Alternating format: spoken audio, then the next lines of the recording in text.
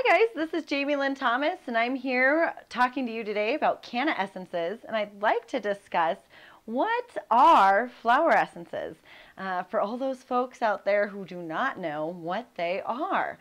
So flower essences have been around for a long time. Some of the very first instances that we've heard about flower essences was back in Cleopatran times. So Cleopatra was having these beautiful pyramids built, and she included these fantastic amethyst pyramids. Like this beautiful purple over here, it's infused into the actual pyramid structure. And within the pyramid itself, they were using water intelligence and flower essences. So you might be familiar with an archaic image, the lotus flower within a bowl, floating in a bowl of water.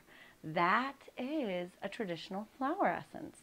And that was one of the very first instances of flower essences.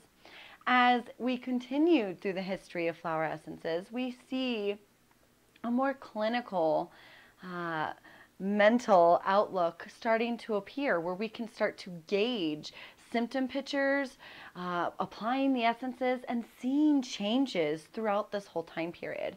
And our very first real father of flower essences is Bach, Edward Bach, who lived in England and suffered from abdominal cancer.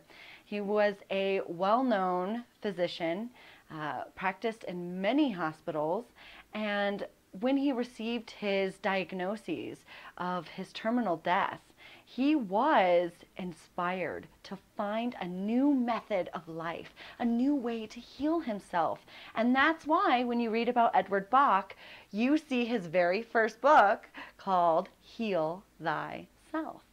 And that is really the basis of flower essences. Heal thyself.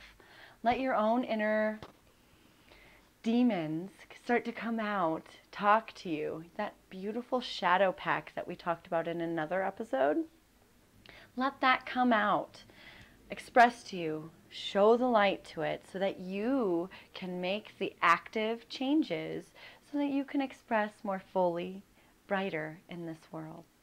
Traditionally, a flower essence is made in the morning, early morning, around 9 o'clock, 8, 9 o'clock. You take a bowl of water, and then you delicately pick off the flowers, the most pristine, perfect flowers of the plant that holds the inner intelligence and the potential of all this plant's life, its reproduction, its future seeds, everything within this one flower.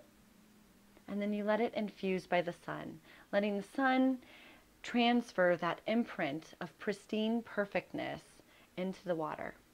And that's after you let it sit, and then you do some more dosing methods, like making it a mother, doing half and half with brandy, and titrating it down to what we get in the store as a stock bottle, which is really just 30 drops of a pure mother essence with the rest of the bottle filled up with brandy.